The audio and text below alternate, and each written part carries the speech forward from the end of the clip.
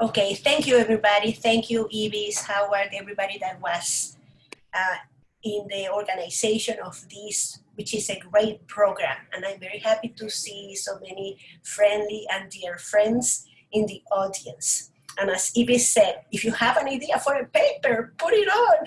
How fabulous. I'm going to share very briefly with you work that we have been doing in Kansas City, Kansas. And this is a paper that is currently under revisions for a journal, and we have entitled it Between Buen Vivir and Development. And Buen Vivir is well-being in Spanish. An urban community capitals assessment in Latinx, Kansas City, Kansas. And what we wanted to do here was examine the dynamics of spiraling up and spiraling down of community capitals in Kansas City, Kansas, which is the enclave where there is the largest Latinx population that we have in the metro area. So this refers to the identification or the inventory of such capitals, their quality and trajectories, the way they interact with each other, the contributions that they make to community development, and from there make recommendations on what communities and public agencies can do to make community development better. If you have seen it, Community Capitals Framework is a capital that contemplates 7 different types of capitals and their interaction. So built capital is included in that, of particular connection to urban planning, but also political, social, human, cultural, natural, and financial capital. And this allows for us to avoid the economicist, myopic view that many community development planning and program have, focusing exclusively or almost exclusively in economic or financial capital, but it gives a more holistic perspective of what's going on in a community at large. We did primary research, secondary research, and then a case study on housing that I'm not going to be getting at in this presentation. But mostly of our primary data is collected through interviews of key community leaders in the Latinx communities, participatory workshops, and visual surveys for the case study. And what we found fairly rapidly after and during collecting this data is that there was a mixed bag of spiraling up and down of capitals and dynamics in the community. There were some that were robust and growing. There were others that were diminishing and really weighting down in the community. The ones that were promoting growth and well-being, which here appear in green, were mostly the natural, the cultural, and the social capitals. And we found out that these were mostly capitals that were in their nature endogenous, that is cultivated by Latinos themselves within their communities, agentic. They did the work themselves, and mostly non-capitalist. They were not about growing wealth or accumulation. They were about well-being. And we found out also that these strong repositories of social and cultural assets were foundational for well-being and for the spiraling up dynamics to function. On the other hand, or on the flip side of this, we had spiraling down capitals in red here, and they were mostly in the arenas of the financial, built, and political capitals. And these were mostly functioning in manners that were structural. They belong to the larger society as opposed to the community itself, exogenous and capitalist.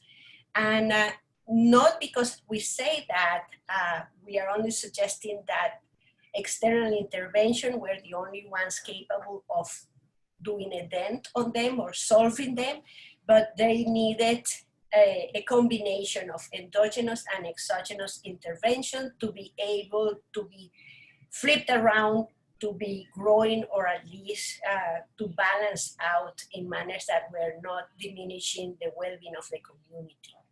So ultimately, we want to speak a little bit about the dialogical relationship between buen vivir, or this notion of well-being that mostly come from indigenous communities in Latin America, and is the notion of living well within the biocapacity of your ecosystem, having the basics to support a dignified human existence.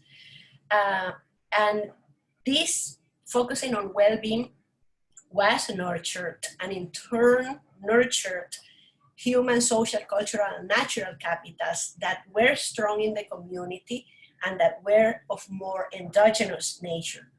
And this contrasted with the notion of development that is usually embedded in many planning proposals and processes that mostly results from exogenous financial and political capitals. And sometimes communities are very poor in these capitals, and when that is the case, and when you don't have those resources to start up a community development project, it might make sense to explicitly focus on buen vivir, or well-being, instead, because once you build that basis, then you can put other capitals on top of that. And even if you just stayed on the basis of well-being, you are already guaranteeing support for that community in manners that is going to be carrying them forward. Thank you.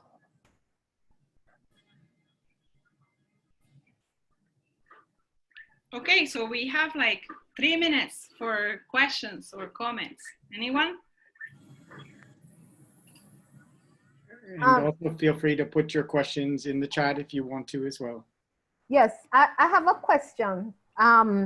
In terms, can you hear me? Yes. Okay. I'm trying to figure out how to stop sharing the screen. You already did. I did? Okay. Yes, you did. Right. Thank you. Right.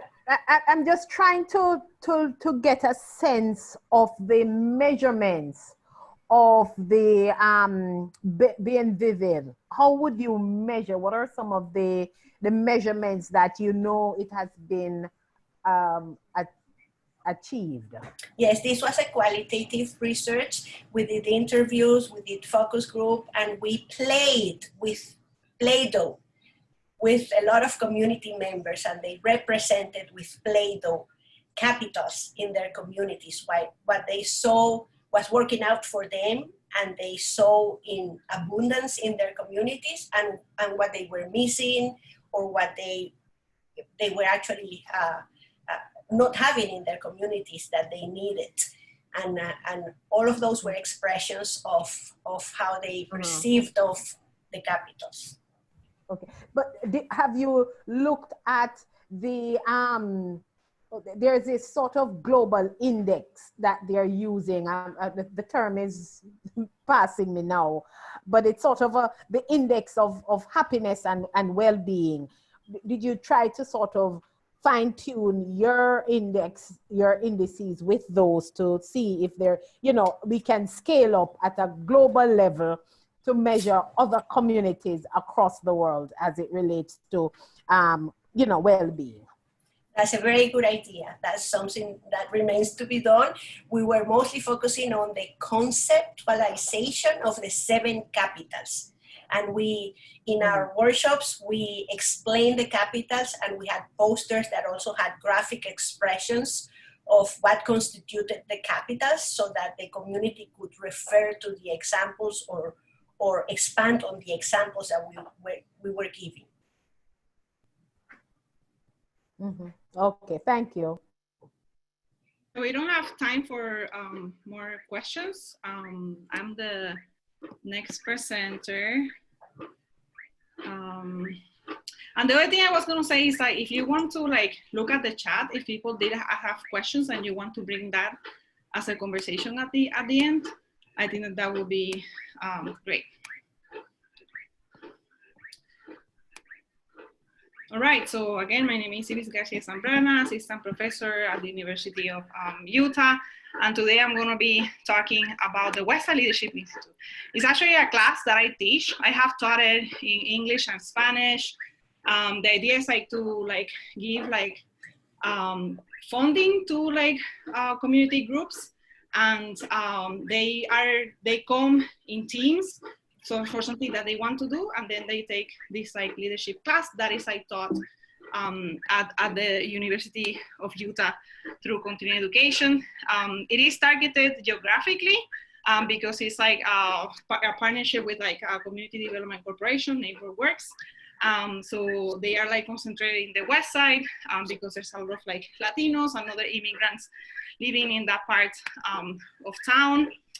And again, it's also a partnership between the university with like an organization that is like, it has a satellite in the West Side.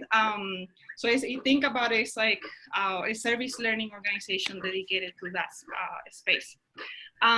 So the idea is like, it is like, it actually received funding from a foundation. Actually like NeighborWorks also like funds it. And professors at the University of Utah get actually like released for teaching this class. There's a curriculum available, and NeighborWorks actually sells this curriculum if you're interested in that. Everybody can target the class to whatever they want. I'm a planning professor, so I have targeted to community planning, just like framing an issue, thinking about like vision, goals, and objectives, finalizing with like evaluation. And a lot of the things that people have been doing projects are about food security, environment, public health, public art, placemaking, and different issues in planning. Here is an example of like what a student did. So there's actually like these billboards. There's a company that put these, and they're like vacant lots. So she organized to actually make them into like a garden. And she like did this like with her neighbors. So the idea that in this class is like they are connected to many resources. Like for example, they go to like Capitol Hill, and they thought about like how to advocate for something with the legislator. They're also like taught to go to Univision and like get their word out about the project that they're doing in their community. There's also connections in the University of Utah. So part of the idea that the West Side was chosen because the educational attainment is like 13% in comparison to like about more than 50% in the East Side. So the idea is like they actually like come to the university, they feel welcome in the university. They get actually like a student ID. They can use the library, and they can use it actually like anytime as long as they register, even after the class ends. And here are my students, and they have a graduation for this like program. And actually after the graduation, they can join an incubator where they learn to do like businesses and also like nonprofits or furthering the work that they're doing. And these are like some of the accomplishments so far. So I have been for 500 graduates because this started actually in 2004.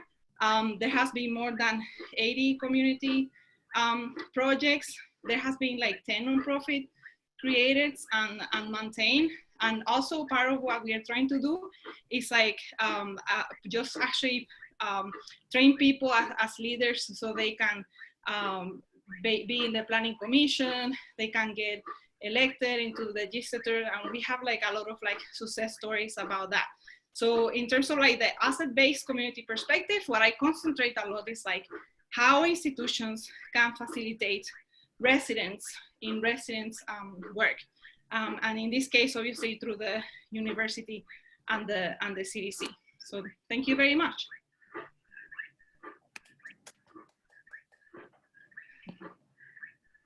So I have like 5 minutes for questions, comments. I cannot hear you, Teresa.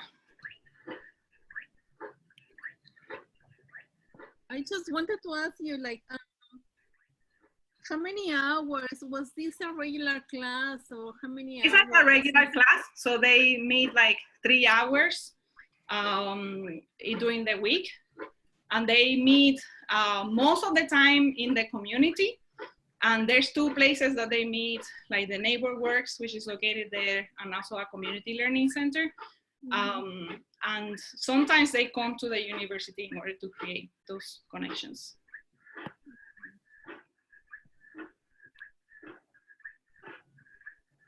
Clara, you're muted, I think. No, I think that the model that you presented is similar to what Jake Wagner uses here in the Center for Neighborhood in Kansas City. So I'm wondering if there are many models for such Center for Neighborhoods and whether you are connected and helping and learning from each other. We have not, although I have heard of it before, because like there's a Daryl, who is like at ABCD Institute. He's a faculty, and like he tells me about the institute.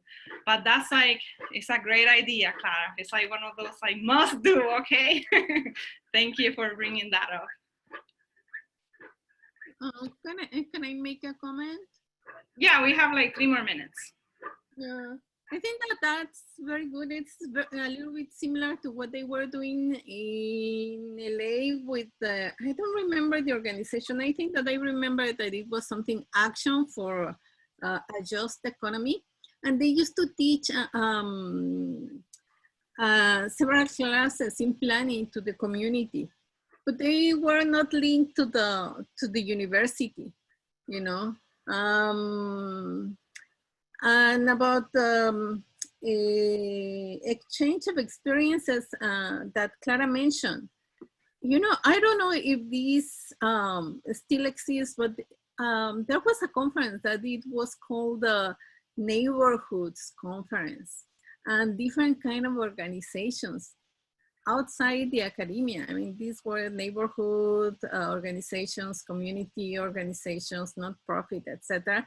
And they used to get together in these very big conference. I remember that I saw them like a couple of years when I was in Arlington. And I don't know if they are still doing it and what their current agenda is, you know. It's just an idea. I mean, to check it out. Well, thank you, Teresa. And if you, again, think about a link or something, I think that would be very, very helpful. Yeah, I'll look for it and I'll let you know. I still receive the messages from Sasha, so I can send it to the group.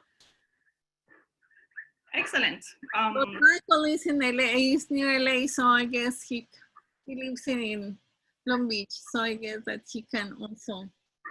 Michael, are you there? Yeah, I think it's Michael Mendez. Michael. Also, yes, am I next? I'm confused. Yeah, because of the short. So I think that's it for me. Thank you so much, everyone. So our next presenter is like Clara. Yes, thank you. Thank you, Ivis and Howard, for putting this together, and for every presenter. It's wonderful to learn from everybody. I am Lara Furtado. I'm at the University of Fortaleza in Brazil, professor of science for the city. I'm an architect and I do a lot of work with communities in Brazil. And today I want to share with you a case of, let me see where I can put, to present. There you go. All right. A case that's very dear to my heart. And I hope you enjoy it as well. So I'm going to focus specifically on the role of community memory and culture and how it's been used to claim urban rights in Fortaleza. And I really want to share with you this specific group. It's called Acervo Mucuripe, which is called, Acervo is archive in Portuguese, and Mucuripe is the name of the neighborhood. So you can actually follow them on Instagram and on Facebook if you want to see. But you can actually see here that it's written that the archive is a memory project for the community memory of neighborhoods and informal settlements of this neighborhood called Mucuripe, right? And so this is a project that is all volunteer based, and they are aware, and their mission is to fulfill a social role of connecting people. And they do that through photography and by showcasing and by highlighting and giving a voice to the cultural identity of this informal neighborhood, right? And their main goal is to promote their memory and their heritage. And you can see here that the community is actually really well located close to the waterfront. And it's been kind of dominated, and there's this dichotomy in the struggle between these high income, right, high rises that are built nearby, but they also have a lot of pride in the fact that they're close to the ocean, and that they consider themselves to be a beautiful neighborhood. And you can see through their posts on social media and all the activities that they organize that there's a lot of love and a lot of pride, right? So they take and they post all these pictures that are very, very uplifting, and they're very positive words. So you can see the Great Mucuripe encompasses several different kind of settlements with different names. So one of them is Chitanzinho, so they say Chitanzinho of love, and one of them is Servilui, so they call it Servilui of light, right? So there's a lot of positive imagery, and they're highlighting all the time the assets that this neighborhood has and the connection to the natural environment, such as the ocean. And so they promote a lot of these kind of interventions for beautification and the storytelling, right? So this painting talks about a place of good stories, movies, parties, soccer, carnival, faha, and fishing. So there's always this connection to the ocean, right? So this is the project that these volunteers do. They also do a lot of work in schools, that they have these activities with children where they highlight the fishermen and the culture of the fishermen, and they talk here, our neighborhood, our history, to instill children with kind of like the sense of pride, right, in their community. But also this is not just done for its own sake. Since they say they have a social kind of role, they take all of this kind of grassroots nurturing of cultural capital, and then they invest into capital to catalyze other capitals. So they invite other types of discussions, such as the extensive revitalization and gentrification that's been happening in their area, right? So they, for instance, this image shows the neighborhood in 1980, and there were a lot of homes built on the dunes. And then they contrast this with, you know, this current, how it is currently now, and all these homes have been moved and all these expensive buildings have been put, right? So they in the legend that they post also says, the effective map remains with affection, but even though there are no more people, the map that is now official does not include me in it, right? So they have over 5,000 followers, and they use this platform to also highlight other issues that their neighborhood is suffering. And they talk a lot of, they were big advocates during the World Cup the World Cup development projects, right? They removed a lot of houses. So stop and look around you, look at what is happening with the neighborhood, right? So there's this kind of very clear message, and they also show the unequal disparities, right? So this is homes being built on stilts, and there's right next to it, there's a yacht club, right? And so a lot of homes were also displaced to house this yacht club. So, but also at the same time, they're using all of this visibility to promote beautification and to promote improvement in grassroots organizations. So they promoted houses being painted and cultural activities and recreational activities for community members and the youth.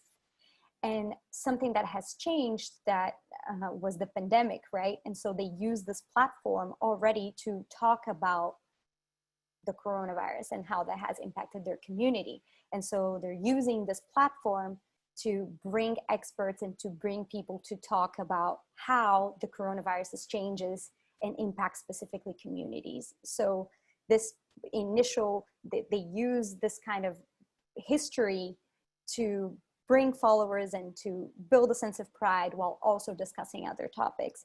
And so one thing that has been very interesting was to see the democratization of having access to like platforms to speak, such as the way we are now, and I'm in Brazil and I'm able to share with you. So the live movement, now we have lives for everything in Brazil, but this is a great example of a good live. And so on the left here, you can see Diego. He is one of the volunteers, and he is promoting all these different lives about sport, art, culture in their neighborhood, how heritage, education about heritage is important, how the youth, you can see here, protagonismo juvenil, how the youth is important, right? So they're bringing awareness to all these assets that exist in the community.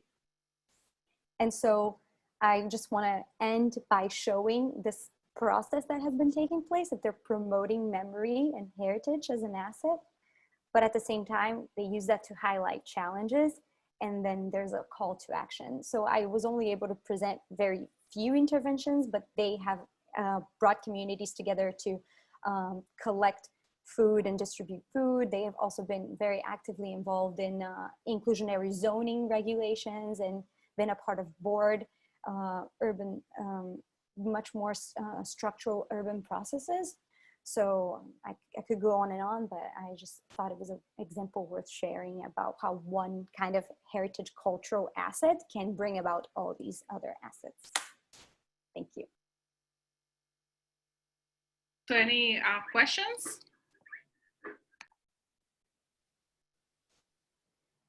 Nobody wants to. Well, I'm very interested in her work because I do work in a neighborhood here in Ciudad Juarez. They organize as well. I wanted to ask you,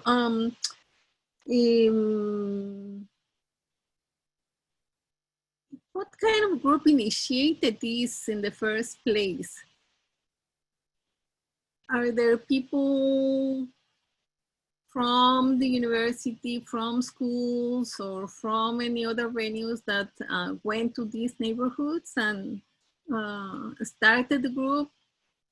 And what's the role also of Facebook, WhatsApp, all these media in organizing and sharing all this memory and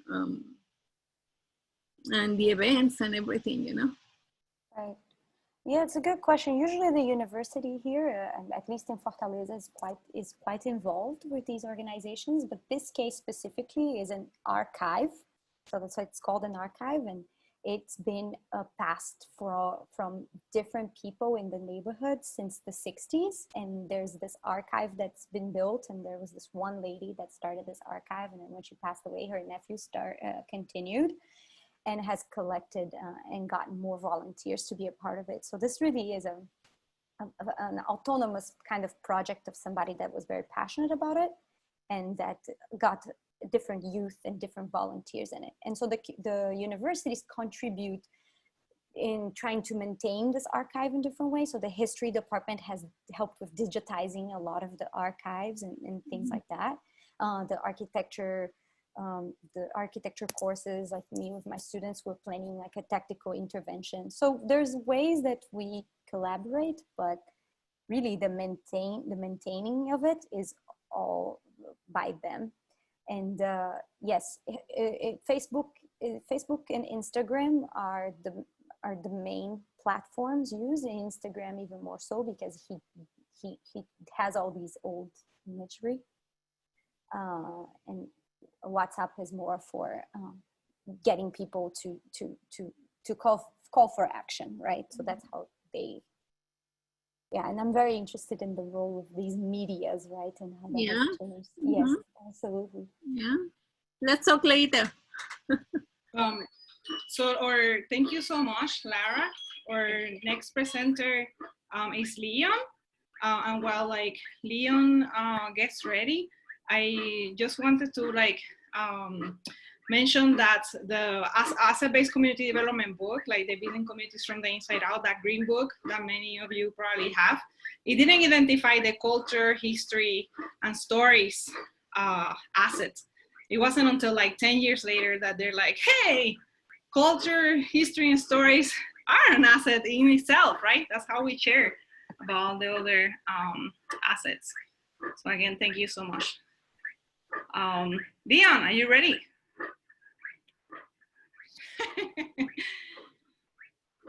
You're on mute. So if Leon is not, are you ready? Because we can find the next presenter and then see if we need to solve an issue.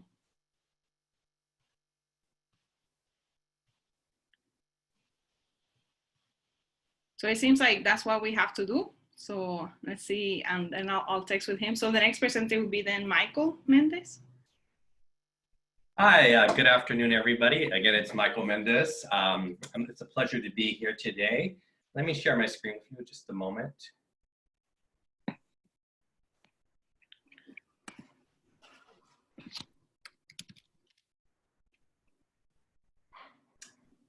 Okay, I'm trying to keep my presentation to one slide, sort of a poster style, to make sure I keep within the 5 minutes. And I want to just start off that I kind of fell into this ABDC kind of approach, or community engaged participatory research approach along the research process, because I recently finished my book, Climate Change from the Streets, which was published earlier this year. And actually, I'm really excited. It was just profiled by Bloomberg Opinion last week. And when I came off this book, I wanted to start a new research project, particularly focusing on issues of intersectionality between the climate justice movement as well as immigration rights movement. And this was going to be a strict academic, sole author type of research project. And as I started to do the initial field work and interviews with key stakeholders, I started to see some great connections in the case study down in Southern California and the Ventura and Santa Barbara regions, in particular looking at the 2018 Thomas wildfire, which was the second largest wildfire in California's history. And this was a unique case study in which undocumented Latino and indigenous immigrants were essentially rendered invisible by government and other disaster relief organizations because of systemic racism and cultural norms of who is considered a worthy disaster victim. And I saw within this rendering of undocumented Latino indigenous immigrants to community-based organizations really came to fill that void. The first is the Mixteco Indígena Community Organizing Project, or MICOP, which is an indigenous immigration rights organization based in Ventura, but also works in Santa Barbara. And then the second was CAUSE, the Central Coast Alliance United for a Sustainable Economy. And this is primarily an environmental justice organization. And so they work together to ensure that these undocumented immigrants, migrant immigrants, outdoor workers, farm workers were provided and safeguarded during this wildfire again, which was the second largest in California's history. So as I began to investigate this project, I really saw that this couldn't be a traditional academic project, and that I really wanted to work with MICOP and CAUSE on this project, both jointly in the research process and formulating the research question, and also in the publication. So from that process, I enabled several key milestones. The first was having a scoping analysis workshop where I brought community leaders from Ventura and Santa Barbara counties, as well as California state policymakers, to a scoping analysis workshop where we worked with my graduate students as well to really identify what were the impacts to undocumented immigrants in the Thomas wildfire. And we see that some of the, based on that scoping analysis, we were able to find out that there was 4 key direct impacts to undocumented immigrants. The first is language access to emergency information, worker health and safety rights. Many of these outdoor workers, particularly farm workers we see in this photo, had to labor under harsh conditions and heavy smoke during these wildfires to safeguard precious crops such as strawberries and other valuable crops, but they weren't provided any worker safety and protective PPE gear. The second is the issue of, the third is the issue of immigration status and disaster aid. because of their undocumented status, they were ineligible for federal disaster assistance, and even at that time, state and local disaster assistance. And then finally, impacts on housing and transportation when the fire occurred, and then the subsequent mudslides happened from the fire debris flows, really severed the infrastructure system, as well as really limiting the amount of housing available to undocumented immigrants in that area, because the housing supply is quite tight. A second milestone was that we, based on the scoping analysis, we provided input to the governor's $50 million disaster planning grant for socially vulnerable communities. So the governor's office took our scoping analysis, the key findings that we did jointly together, and this helped inform a 2019 $50 million disaster planning grant. So these are preparedness plans, emergency plans that really didn't look at socially vulnerable communities such as migrant workers and undocumented immigrants. A third milestone is later that year in October 2019, we did a follow-up briefing to the governor's Office of Emergency Services. We were able to detail additional findings that we did as our research team. And then fourth is that we're co-authoring an academic journal for GeoForum. We resubmitted it with revisions. The editor-in-chief asked us and provided us with additional 1,000 words to cover the issue of COVID-19, because a lot of the impacts that happened during this Thomas wildfire overlay with what we see with COVID-19. So there's cascading impacts or compounding impacts that are happening. And the lessons learned that from the Thomas wildfire are informing COVID-19 guidance and assistance for farm workers in the fields in Santa Barbara and the Central Coast area. And then another final milestone is that we help provide these community organizations with connections to philanthropic organizations, and specifically to funders for different forms of policy action. Some of the future goals that we hope to do in this joint community-based research project is to apply for more grants together. And as our journal article and a couple other research products that we're working on come out, to continue to do policy briefings, not just at the state level, but next at the regional and local level. So that's a big snapshot of sort of what I've been doing in terms of community-based participatory research. This project is called the Invisible Victims of Disaster, Understanding the Vulnerability of Undocumented Latino Indigenous Immigrants. And I have, again, invisible in parentheses, because these groups are actually not invisible, but they're rendered invisible because of systemic racism and cultural norms about citizenship and who's considered a worthy disaster victim. So with that, I'll open it up to questions.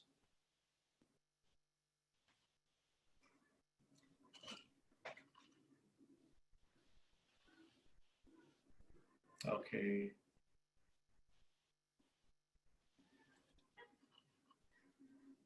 If there's any questions, if not, then we can go to the next person. I think Ivis.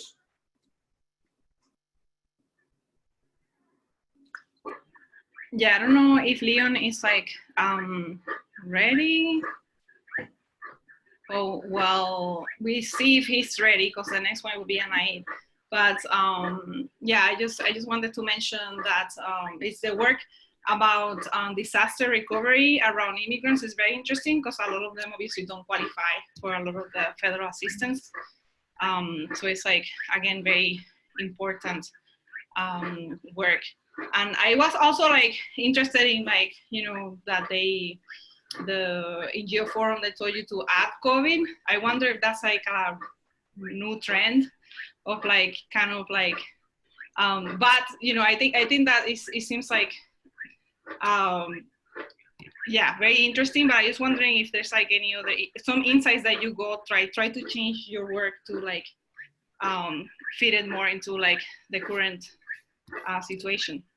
So I think with the issue with the COVID, that was more of our work that we consulted with the editor about that, because my community co-authors are at the front lines of the disaster, and they're continuing to work at in the fields with some of these undocumented Indigenous and Latino immigrants. And there's a lot of similarities in terms of while one's a public health crisis, another is a disaster.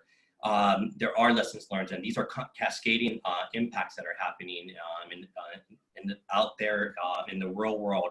And as scholars, I think we need to understand sort of those intersections that these socially vulnerable groups are experiencing, one on top of the other.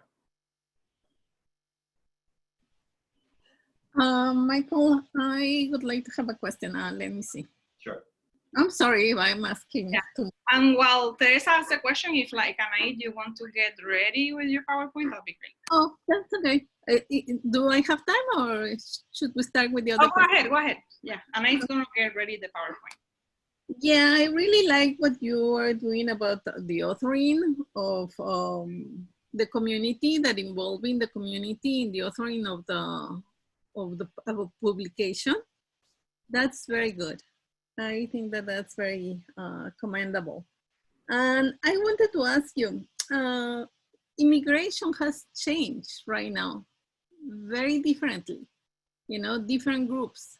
And I think that it's getting probably, I don't know in LA, but right here in the border, it has become very different because the profile of immigrants has changed as well. And I wanted to know if since 2018, when all these new waves of immigrants arrived, if that has changed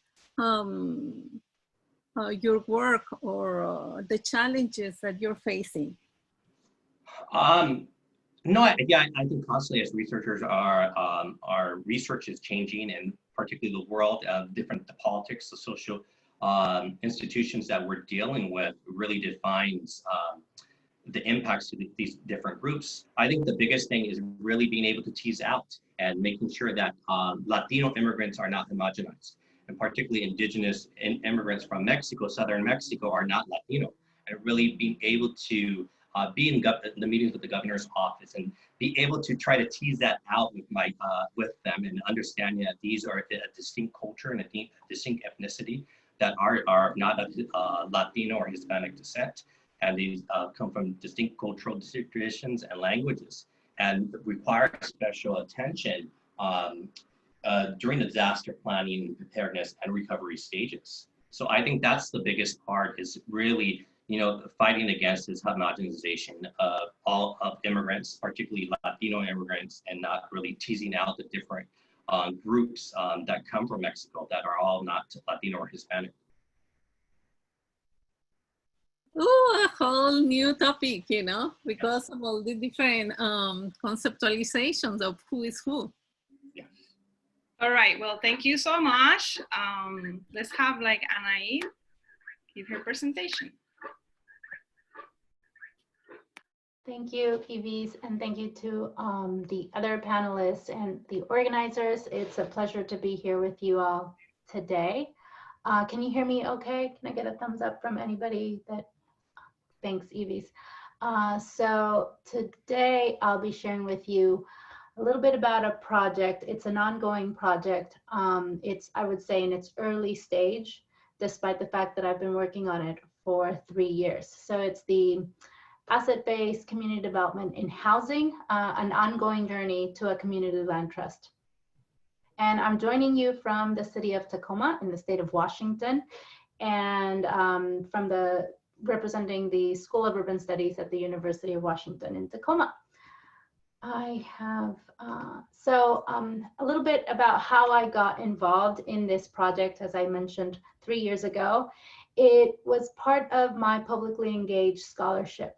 So by this, I mean the op-eds, podcasts, community presentations, as well as one-on-one meetings that I have with community members as part of my role as a community member myself, a local resident, a scholar, and an advocate for affordable housing approaches. And so the op-ed that I wrote was around a call for the need for a land trust, a community land trust in the city of Tacoma.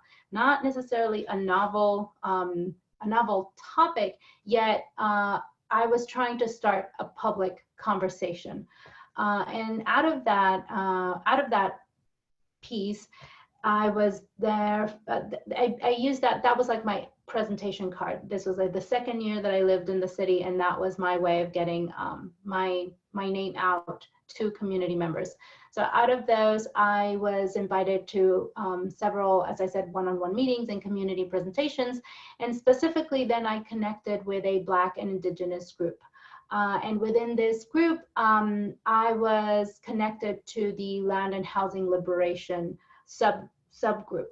And I bring the imagery and also the information from this, or the name of the subgroup, as a way to explain the framework under which this this group organizes around. So this is about liberatory work. It is very much grassroots, community-led, and Black and Indigenous-led group. So as we got to know each other I met with, you could say, the founder, or one of the core members of the group, discussing my understanding of the need for a community land trust in a specific area of the city of Tacoma. And that led to future introductions to the group as part of forming what is now the long-term relationship that I have within this group. After, I would say, about a year of introductions and meeting and getting to know the group, and in some spaces sharing the concept, the idea, the ways that community land trusts work or could work, that led us to coming together and putting together a proposal to be the third host of last year's Planners Network Conference, Resisting Displacement and Dispossession, which was again aligned with the organizations or the community groups' interest, focus area, and what they're trying to the work that they're trying to engage in. And then that happened last summer. And then since then, the group has been doing power mapping, mobilizing community members, identifying properties for a community land trust. They have a storytelling, documenting storytelling project led by local Black, Indigenous youth, and then developing potential funding partnerships. And so my contribution to this partnership is as a connector in some instances. In other instances, I am a supporter. In other spaces, I come as an assistant to the work. And I'm being very intentional about how I show up for this group to ensure that the partnership is led by the community partners. So in our most recent project, the community reached out and said, we are, as part of our storytelling, as part of reaching out to potential funders and organizing, we need a timeline of housing, and a timeline that goes back pre-settler colonial history, so that we can tell like the story, not someone's story. And so this became a project that I worked on with several students, where we created a set of Google Slides. And the reason why they're Google Slides is because they're very much the ownership of the documents, the product is on the community partners to use as they need them. Sometimes they print them out, other times they use them as part of their presentations with community partners, with organizations that they're meeting with.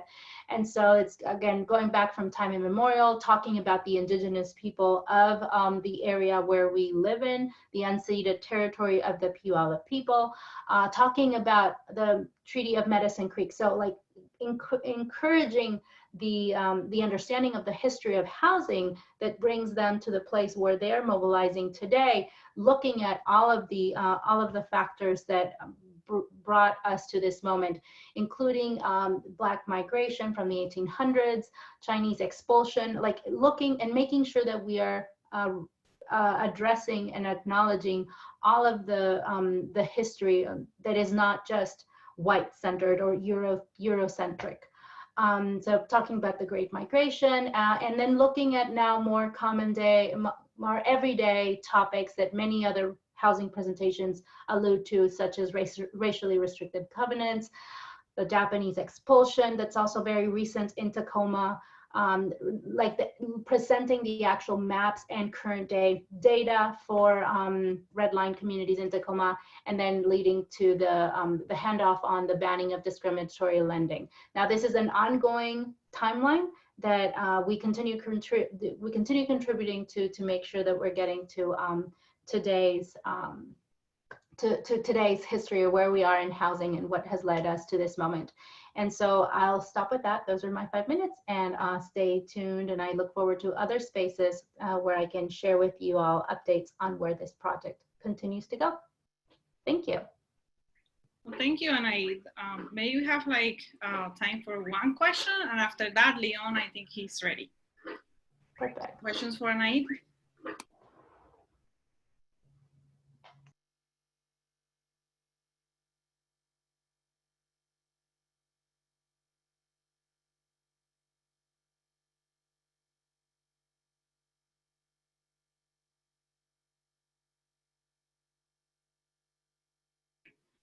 Hi, Anaid, a question for you and everybody else. How do you balance your time between the things that you do with the community and the writing that you have to make on your own to be validated in academia? That is a great question. And it's a question that I know I'll be exploring more and reflecting more on in a panel, a roundtable at ACSP on what we called the Carrying the Two Buckets. There's a group of other scholars of color that will be presenting alongside me of that's what it is. So the balance, Clara, currently is actually fairly unbalanced. It basically means that I'm running 2 parallel tracks. Today, I presented to you all as a community engaged scholar, very clearly from the type of community engaged work that, as I said, this is the 3rd year. There is no semblance of a publication in the horizon. That's not the reason I'm in it, but that's definitely not something that's going to be submitted in my tenure dossier that's going in this weekend. So thank you. So not very balanced currently. Nice work. Yeah, so Leon, you can put your PowerPoints, but I just wanted to mention that I love the idea of changing this timeline and including different groups that maybe people have not paid attention in the past. So it's a great idea for me and my community and classes. So Leon, I'm glad that you can show your PowerPoint now. Welcome. Yeah, I'm sorry about that. I had a problem with my computer, and the most stressful thing is that I was able to hear you all, but I cannot do anything. So I just rebooted my computer. For today, I'm going to talk about this project that I've been doing for the last 3 years with my advisor in the University of Texas. I'm originally from Monterrey, Mexico, and that's where my research is located. This is the area of Monterrey. Monterrey is a city that is only 2.5 hours from the border, from the south border of the US. And this project is located here in this very consolidated area right now, and we have very close to this informal community of La Campana, the most important private university, and the Monterrey downtown. This is how it looks, a picture from this place. We can see this landscape of disparity of Monterrey. These buildings in the back is the district area, which is one of the richest municipalities in Mexico, which is San Pedro Garcia. But the community is like this. The community still has a lot of problems with mobility, with lack of services, etc. Lack of basic infrastructure. When we came to this community, we established a partnership with the local NGO called Barrio Esperanza, which was working on the northern part of this polygon, but they wanted to use this juncture, this working with us, and the local public university, the Universidad Autónoma de Nuevo León, to explore a different area from this place to work with. And this was the first area where we had the first meeting with the neighbors. And the idea was to turn this site filled with trash and debris into a community space. In the first meeting, residents decided this space to be a park. And the work with the community was delineated by the next pivotal points. That's the way my advisor and I have called them.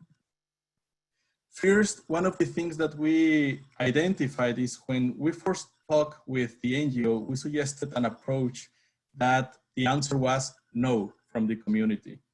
We didn't act defensive. We just shift our approach, and the NGO later told us that that kind of attitude was very well received by them, as opposed to other participations or other collaboration that they had in the past, where the partners act defensively. So one of the things that we got from this is that planners should be constantly modifying their perceptions and suggestions based on the new discoveries and the continuous feedback from the partners. These rules are something that I am still working with and that I am still developing, how to approach a community such as this one in northern Mexico. Entering into a community as an equal can only be achieved when a facilitator let go the assumptions and attitudes and let come new ways of learning and doing. We created this set of action rules, this mindset of mindful action rules, we call them, to be constantly thinking about these things and be flexible the whole time. We constantly reflecting on our own positionality over there, and also the attitude that we should have. This kind of work comes with many challenges. One of those is that in low-income settlements in Mexico and in Latin America in general, there's a complicated history with paternalism. One of the first things that community asked us was, ¿Qué nos van a dar? What are you going to give us? Because that's the way communities have related in the past with political parties or with other researchers. So just explaining the thing of co-creation and collaboration, what sounded strange and sounded as an abstract idea.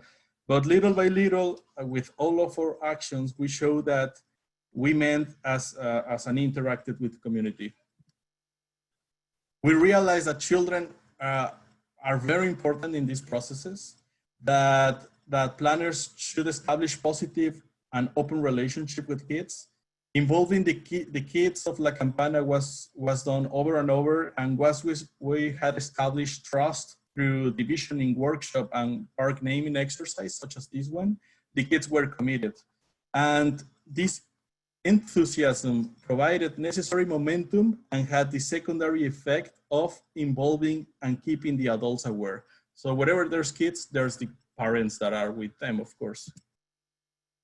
So another thing very important for us was to listening to the local knowledge, the local resources, the local skills. And we saw that they were very skillful with work with wood and also in construction. This was made by one of the neighbors. So we work with those abilities and skills to incorporate it into our process. By the end of the field work, our presence had ceased to be essential for the community success. The residents felt empowered to continue the work they had started, having meetings, taking advantage of local resources, contributing anything and everything they had, time, money, raffle items, and loterias, and building the park according to their needs and priorities, and with their style and techniques. We just keep in touch with a WhatsApp group where we received this was made after we went back to Austin, and they sent us the progress of the park. We sent it back some advices of construction advices such as this one, the second image here.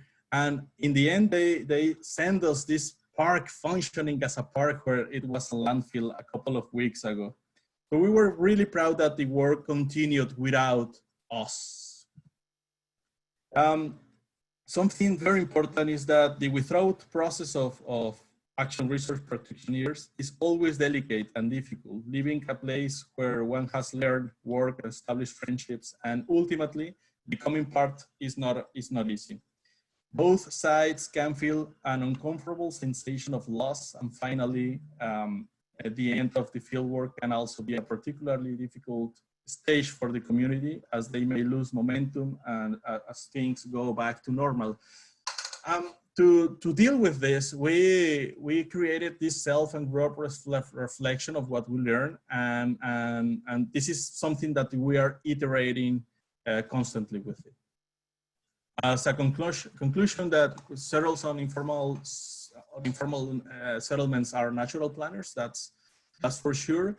And the idea of this studio was not to, and this research was not to help or produce for them, but learn from their already existing community-based planning practices and use them and work with them.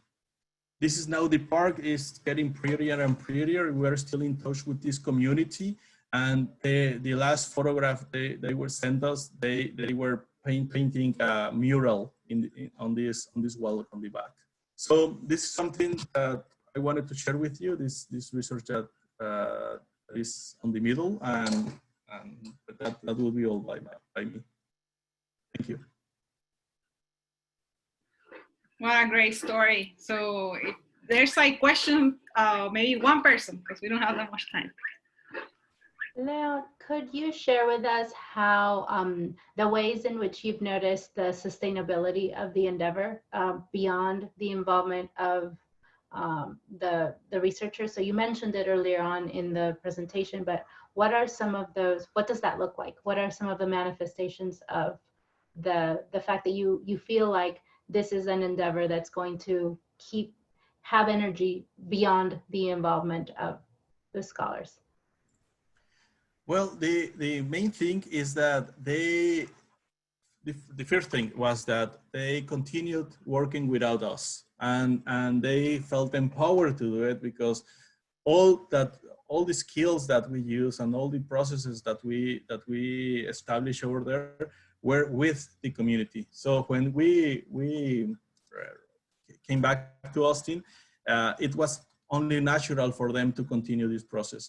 And another thing I think very important about this is that this NGO is still working there, and they are looking for another spots in other parts of La Campana, of this informal settlement, to continue the work with them.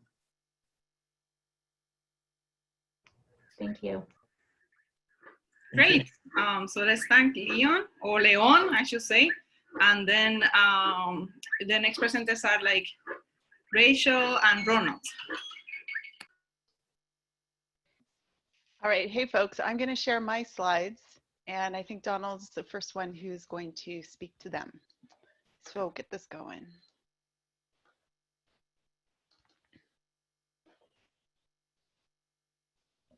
I like that, Rachel. You know, I'm your right-hand lady. Good. No, thank you.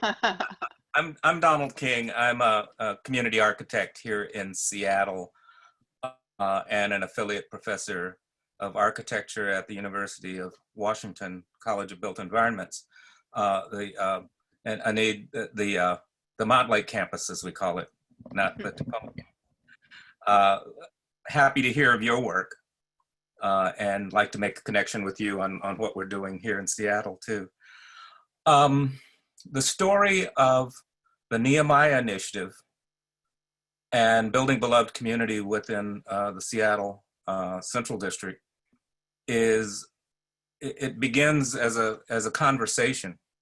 This conversation nearly 3 years ago between a developer that wanted to purchase property from a church, and the church leader, the pastor and bishop of the church, said he did not want to sell, that he was not happy with other churches in the Central District that were selling and moving out due to the pressures of gentrification and the displacement of the Black community.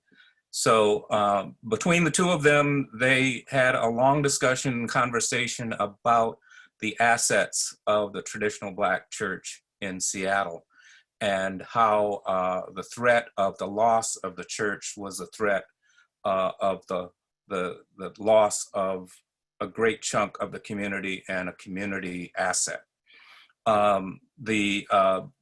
Seven of the largest churches, the traditional Black churches in central Seattle, have about 7 acres of property worth about $65 million. Most of that property is available for development.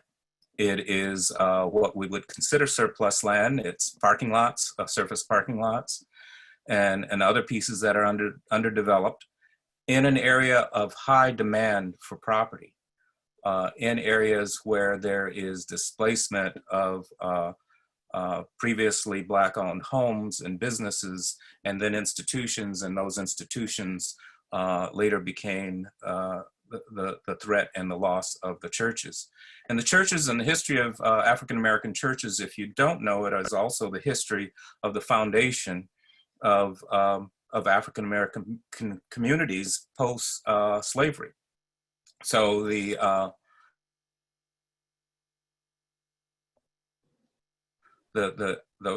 Black communities for both newly arrived residents into a city, where they would go is they would go to the church. The church was the community organization. It was the functioning asset for the community. So the saving of these churches was critical in the saving of the last African-American residents of Seattle. So we actually had a great opportunity because the churches, as I said, actually owned property. They had assets. They were property rich, but they were cash poor. They were also not knowledgeable enough about development that they were really reluctant to get involved in it themselves. I, being an advocate for this for a number of years, met with the developer and the bishop that I mentioned earlier, and we started coming up with ideas for how we engaged with the churches and to let them know that there was help.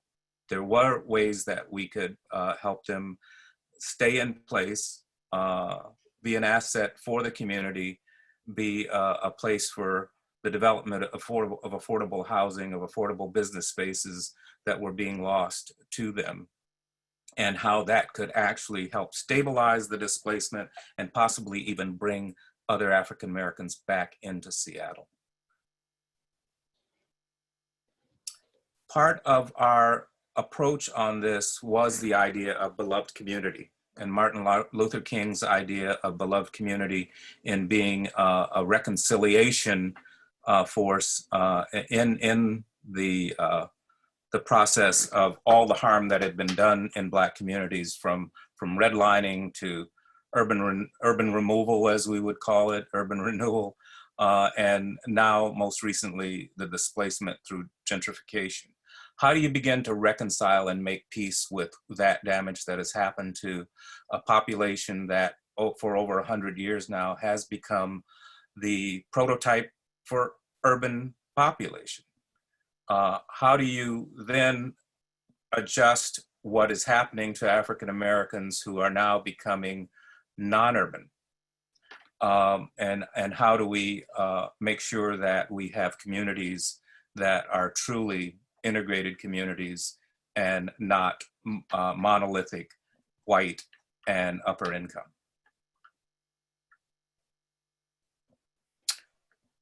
Rachel, did you want to go to the next slide, or did you want to now introduce how the Nehemiah Initiative worked its way into the University of Washington College of Built Environments? Yes, I will try to do that. So the Nehemiah Initiative formed out of the work of the bishop and Donald and other initial founding members. And this is a group that has connected Sorry, my timer just went off, so I'm going to speak quickly. Sorry. So the Nehemiah Initiative formed towards the end of around October 2018, and because Donald and I know each other through the college, we started talking about ways to bring some of the work forward in a studio and find ways to bring the College of Built Environments at the University of Washington Montlake campus into service, or into the service of the Nehemiah Initiative. So one of the ways that we're doing that right now is that we are in partnership with the Nehemiah Initiative, working towards a focus on beloved community development and thinking about, for partner clients that are churches, what would be the highest and best beloved community use. So that's a play on, you know, highest and best use in real estate language. And what this means is a focus on, whoops, I just need to go back one if I can. There we go.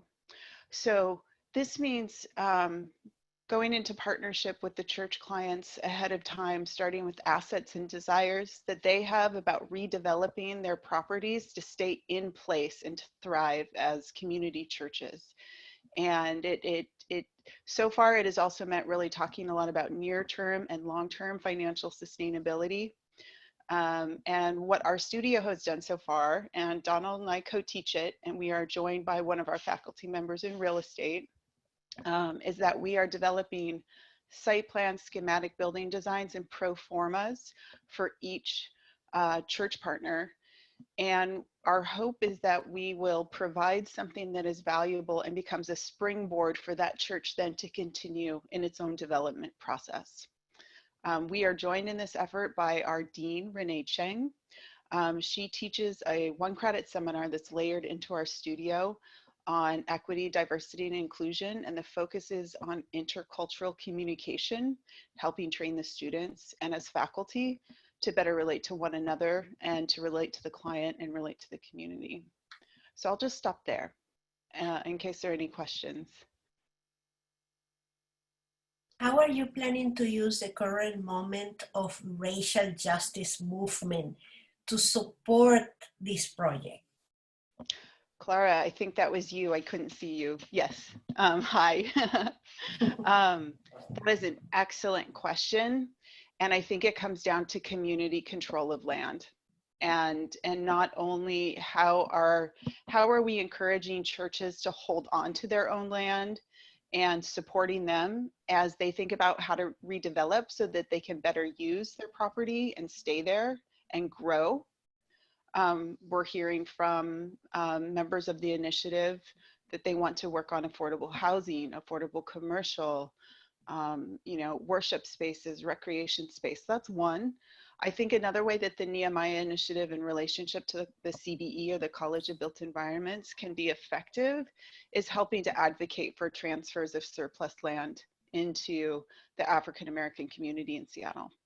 And in fact, Africatown, I think, was just granted a former fire station today to turn into a community center. And Donald, it sounds like you know more about that. Yeah, that has been in the process for years now. And what both Africatown and the Nehemiah Initiative has is we have a vision in place, and we now see opportunities for people to actually help us with that.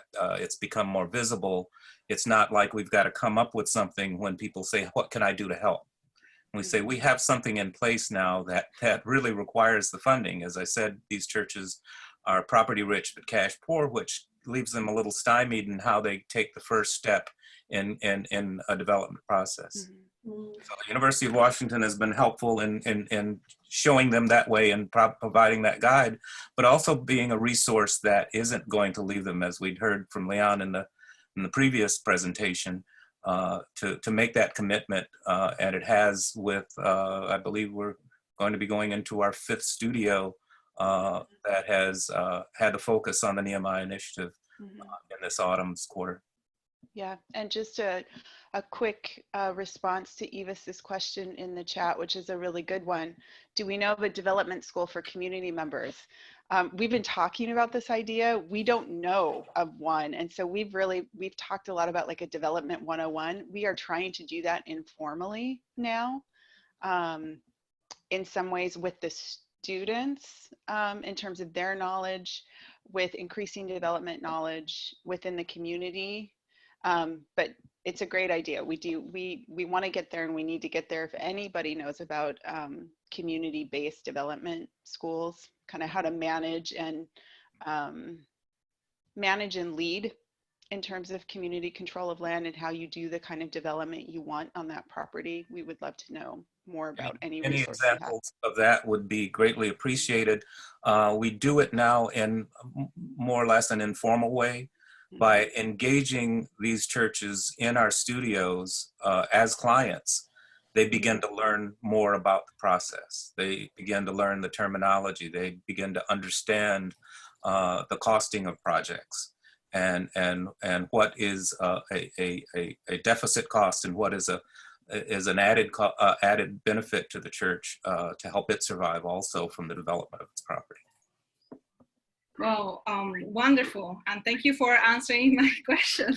Sure. Ivis, it's a great question. The next one presenter is like Leonor. Well, Leonor says up. I just wanted to like mention that partnership is like a way that developers also try to like do technical assistance. And I have seen some of that in Puerto Rico, so we should talk more. Okay, Leonor.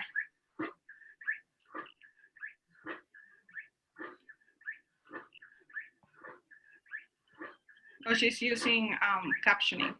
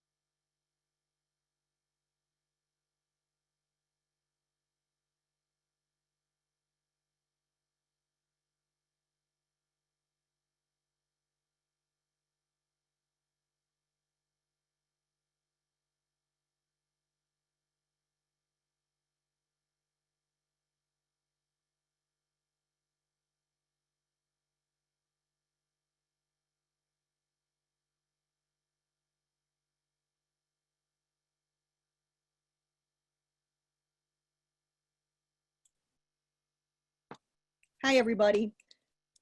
So, small little experiment on having to read what was happening here on the screen. So again, this was also purposeful. So more of, not of a limitation, but of an asset on how actually people learn and how people pay attention or not pay attention. Also, small little note, I also forgot to unmute myself. So go figure that. So thanks, everybody.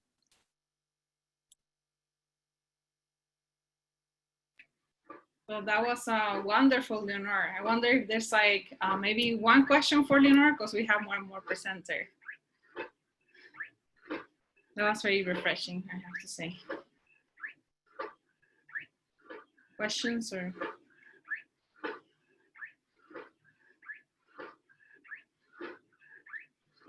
Maybe thoughts? I was having a thought.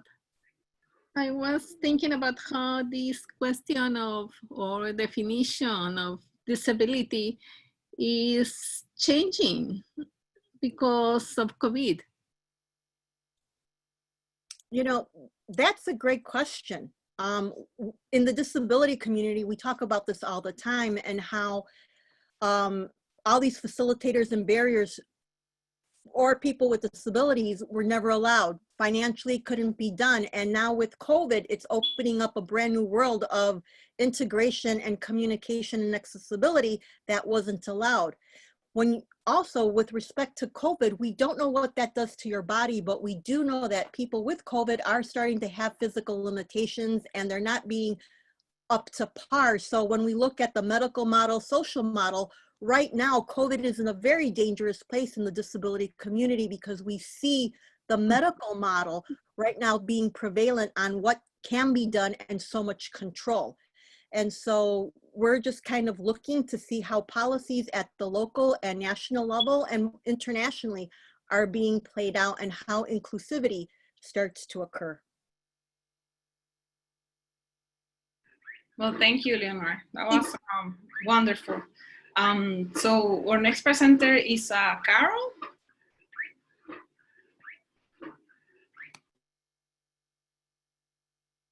And you're mute. Yes, I mute myself. Good evening, everyone. Let me see if I can share my screen. Ah, there we go. So I cannot see anything. Oh, yeah. You can see it now? Okay. So Carol Archer with the University of Technology, Jamaica, Kingston, Jamaica, urban planner. I teach a course on community development, urban governance. And this project, the story I'm telling of this project came out of work that we started in 2017.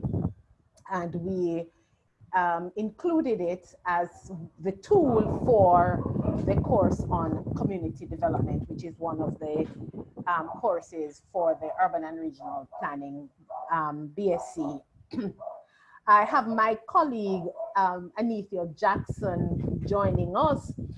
I'm telling the story, let me just start at the beginning, right. I'm telling the story of a particular project which we worked on in a place called Nagel's Head, which is in the most concentrated urban community in the Caribbean. That community is called Portmore St. Catherine. The project was supported by Habitat for Humanity International and the agency, the USAID OFDA. The focus on the project was to really address disaster resilience in the community, and we use the asset-based community development approach to assist with the preparation of a community development redevelopment plan, and to actually make recommendation, in addition to preparing the plan, to make recommendations as it relates to some next steps. One of the next steps which we will speak on or highlight is the community land trust model, that came out of this. Nagozed in Portmore is an informal, what we refer to as quarter settlement in, in Jamaica. And the attempt was to address this most vulnerable community, because whilst Portmore is the most concentrated urban area, it is also most vulnerable to natural disasters, hurricane, earthquake, sea level rise, so forth and so on. So with the support of the USAID and Habitat for Humanities International, looking at addressing disaster risk reduction and Sustainable Development Goal 11, they engaged the university, my department, to work with the community. The community focus addresses issues associated with the new urban agenda, specifically around issues of participatory, civic engagement, sense of belonging, and ownership. Those were the key drivers of the project. And of course, we use the asset-based participatory learning and action approach to achieve this. The process, through extensive engagements, working with the community, working with other major stakeholders, there were 6 issues that were identified: environment and risk reduction, education and social services, physical infrastructure, social capital and capacity building, shelter, land use, and economic development. We focused on the issue of land use and economic development, which led us to a recommendation, which hopefully I will discuss at the end. So the community residents were developed and were engaged in the overall objectives of the project, identifying the priorities for action, categorizing the strategies, and outlining how it will be measured in terms of the success of the strategies, how they were going to measure them. We worked with the community residents to do SWOT analysis. We had constant engagements and communication at various fora to discuss the findings. This was also positioned within the context of a legal legislative framework for Jamaica, which is the Local Sustainable Development Plan. So we wanted, the community advised us that they wanted a document that they could serve to the government and that would direct how development would take place in Jamaica. So we used the Local Sustainable Development process, which is a new piece of legislation which was enacted in 2017. This outlines the sustainable development process, the visioning, the education, the audit, the identifying the early actions, the consultation, the action planning, the monitoring and evaluation, and so forth. So that was included in the process. As we had gone through the process, we noticed there were several challenges that we had to overcome in addition to preparing this sustainable development plan, this redevelopment plan. There were some other deeper entrenched issues, one of which was the land ownership and land tenure. As I said before, this was an informal community, so there's no access or ownership of the land. It's one thing to prepare a redevelopment plan, but it's a whole nother ballgame, I can tell you, to address the ownership of land in a community that has been marginalized and limited financial assets. So we had to work with the community to come up with an approach to address the issue of land ownership and tenure system. So we realized that it was one thing to focus on slum upgrading. The slum upgrading that the community agreed to was that one that focused on physical improvement and development of the local economy. And again, driven by security of tenure and land use regularization.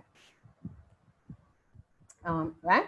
So we realized that the tenure insecurity issue was critical, and it was critical because it is by addressing the issue of tenure regularization that we would be able to address issues of disaster resilience and how they can recover from disaster, which the area is prone to. Now, having completed the redevelopment plan, which would guide the development of the area, the community then turned to the university and said, look, there's a difficulty that we had, and that is, how do we access our land? Now, initially, we looked at given individual tenure. Let me just skip down to that. Right. So when we went through the process to give individual title, I'm hoping you're seeing on the screen the actual cost. And we had the US equivalent for the actual cost for individual title. This was prohibitive. So we then looked at an approach. We looked far and wide, and we saw a model that was widely used in the US, which was the community land trust model. And I know 2 or 3 of my colleagues earlier mentioned about it. Now, this has never been implemented in the Caribbean, much less Jamaica. And so the issue of land ownership had to be given some consideration, which we are actually now working through that. And I would be happy to discuss with you as to how best to go about establishing a community land trust for the community, for an informal community. What we are proposing based on the research that Ms. Jackson and I have done, we looked at a model that was mission-centric, that focused on community development organization who would own a limited liability company, and they would develop a social enterprise model that will help to offset the cost associated. So the land would be in trust to the community-based organization, but it would also be a social enterprise model. This would be to reduce, with the aim of reducing tenure insecurity, but also to build resilience and address issues of disaster mitigation and disaster management. We've outlined, and this was coming out of conversations with the community, that yes, we have built, coming out of the redevelopment planning process, we have enhanced the engagement and ensure active participation. We were limited with the regularization. So we now need to create a strategic alliance, public-private, to ensure that the ownership of land rather than individual title will be in trust with the community, right? So this trust, community land trust, would provide a steady cash flow for income generating activities to subsidize costs for the land regularization. It would enable the access of technical support for land tenure regularization. So it's rather than giving individual community residents, and this community, I believe we had about 750 households that we were working with, low income individuals without the necessary financial asset. They had other assets, and of course the land being one of them that we wanted to capitalize on. In fact, what we're looking at is the one of the facilities operated in the community, which is the community center. In fact, they have significantly redesigned the center. This was at the time when we did the redevelopment plan. They have now turned this into an office, and we are recommending that the trust operate from that site, because they are already in operation. So we know that the community, it's an important and necessary approach to take. It has not been done, and we need to do, and we're currently doing research on it. What we're and I'm happy for this session to reach out to my colleagues from across the globe to get some ideas as to how to best implement it. We have a structure based on what we've seen, particularly coming out of the US, a board of directors, all run and managed by the community, because community residents, as I said before, doing the redevelopment plan, the capacity of the residents have been heightened to be able to manage and operate the trust. And they were the ones who proposed a structure.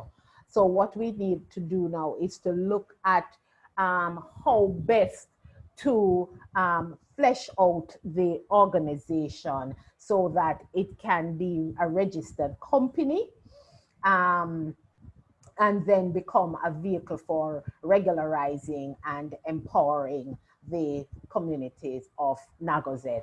So I don't know if I have much time left, but in Jamaica, we have been working with the several communities through the university using the asset-based community development approach.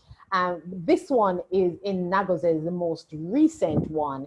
We have published on the university's work in the immediate environment of where the university is located in Papine, work that we've done in those communities in and around the university using the asset-based approach, but we wanted to focus on this one because of what we see as an innovation coming out of it, which is the community land trust.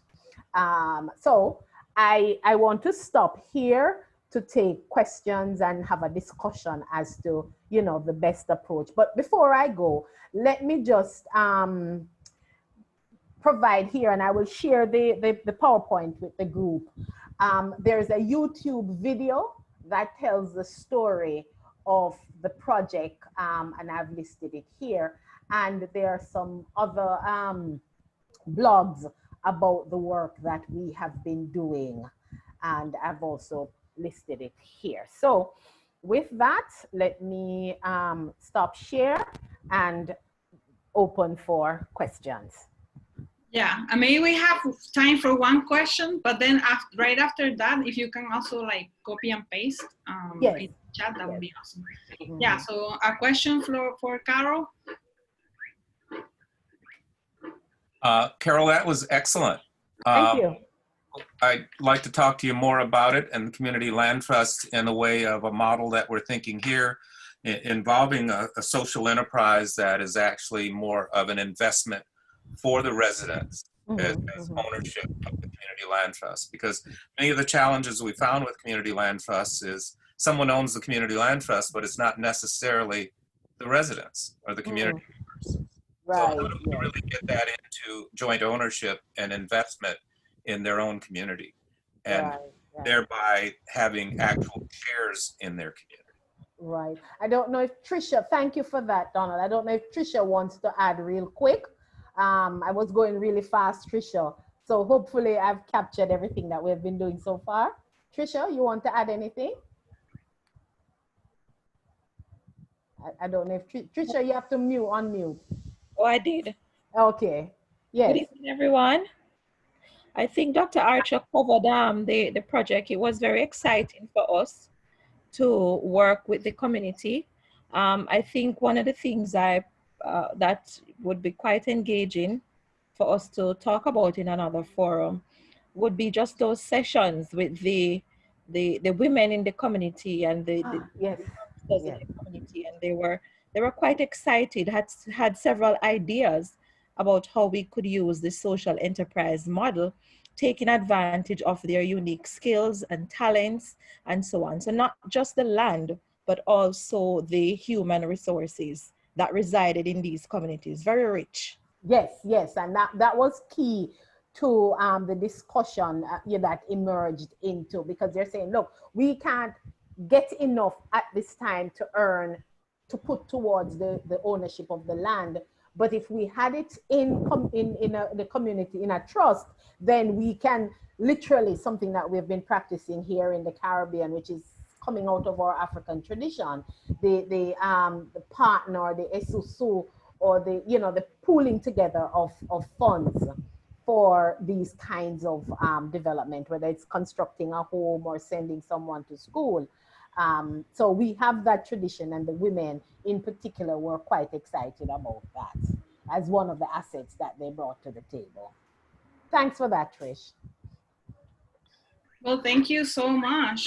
We have like 5 minutes just to end the session, but I don't want it for us to go before thinking about what were some of the themes that emerged in this session.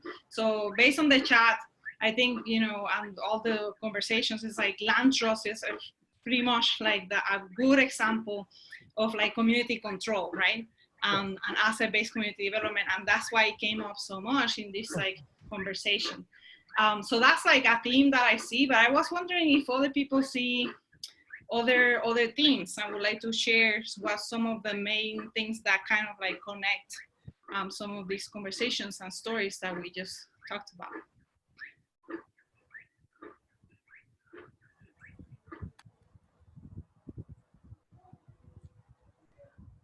Oh, one of the themes that I think is very useful is the history and the documenting of the local memory.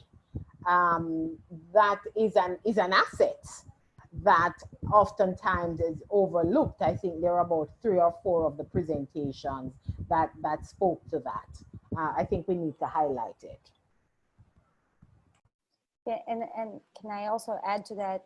One thing that we've been discovering is that for community activists now to reach out to folks because of the pandemic, in order to raise awareness and to you know, tell people to use a mask or to quarantine, they have been using also this kind of, they've been pleading to the love and the care that people feel about the community. So one of the people I've been talking to said, you know, you can't just call somebody and be like, why aren't you home? You can call them and be like, you know, remember that time that we went out? Or so they're trying to use these strategies of good memories and making people think about the past and also think about the future of a happier future. And then they introduce this whole like, okay, well, you know, you should stay home. So it's a different way of also manipulating this kind of like sense of attachment, right? That comes from history. So I've been finding that quite interesting. Another theme that I saw that was really encouraging was most of you talked about community engagement and empowerment of communities in a way that we as educators can provide resources and knowledge to communities, but are able to also get out of the way so communities can take control of their own destiny and still yet be there if there was anything else that they needed, but we were not leading. You know, it was the community leading. So how do we empower communities to do that so they also begin to learn to continue to do that and other things from the process? I would add to that I heard in several presentations that activist is scholar is the scholar is activist, balancing the load between using their skills and talents as members of the communities that they're working in, but also balancing that with the institutional demands of sustaining themselves in ways that they can use those talents in the way you just mentioned, Donald. Sure, and I'd like to add, I think on that line is that our responsibility as academics is not just to stand out of the way, but also to make those unique connections to important stakeholders in the community. If it's government, is it philanthropic, if it's the media, but being able to provide those connections to let communities speak for themselves. And I think that's an important role that we have as academics and the privilege that we have in some of the institutions that we're affiliated with as well, that give us that opportunity. I think that urban planners in general and ABCD practitioners in particular feel a mandate to be invested in not only understanding the world and contributing to explaining it, as many disciplines participating, but also transforming it. So the commitment to transform the world, to conceive of an inch closer to the world that we envision would be more just and more equitable and more sustainable, I think is something that unites all of this presentation together. Now, Ivis may have some ideas about that, but I think it is great the format that this conference has had, in which many of us have been able to share the work that we're doing in short amounts of time, so that we have heard each other, and now we have this conversation about, you know, similarities and differences between projects and approaches. But I hope it can go forward and perhaps become a compilation of an edited book or a special issue in a journal. I know that the project are at different stages of development, but I don't think that's a barrier for the type of conversation that the collection allows when all the programs and projects are put together. And on that same vein of conversation of people interested in this type of topics, Lara and I, together with another colleague of ours, are organizing a conference that is happening virtually next week on Friday for the full day on decolonizing urban planning in Latin America. And it will have 14 presentations in 3 different panels of people participating from Europe, North America, and Latin America in general. I hope that you're interested, and some of you join us for that dialogue as well. Can you share that, Clara, with us by the link? I just put the link of where the YouTube video, we're going to stream it live on YouTube, and you can access it there. And if you want to share like other things like outside of the chat, I can collect those, because it will take a little bit of time to collect everything. So if you want to share like papers or like other conferences, I also have like actually like I posted it, but it's like a call for papers for societies. It's due very soon in June 15. But I think that one of the beautiful things is that at least with the planners of color and like linking that to ABCD, is that now we are assets to each other, right? So Yes, yes. like academia is like, you know, some people have to look at or review our work at some point, and we can actually like put, I will take like Clara's idea, now we have to do it like a special issue on this. I know like Clara is an amazing writer and like editor and organizer.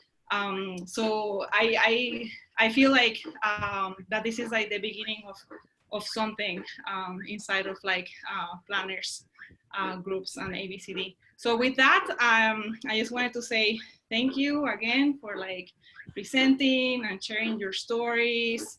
I learned a lot. I'm sure everybody learned a lot. And now we are a thing. We're a group. So, and I also want to thank you. Thank you. Yes. Thank you. Thank you. It was Happy great birthday, meeting everyone. Clara. Yeah, thank you. Thank you, Ivis. Oh, happy birthday. Feliz cumpleaños. Cumpleaños, Clara. Thank you. Gracias. Ciao. Okay,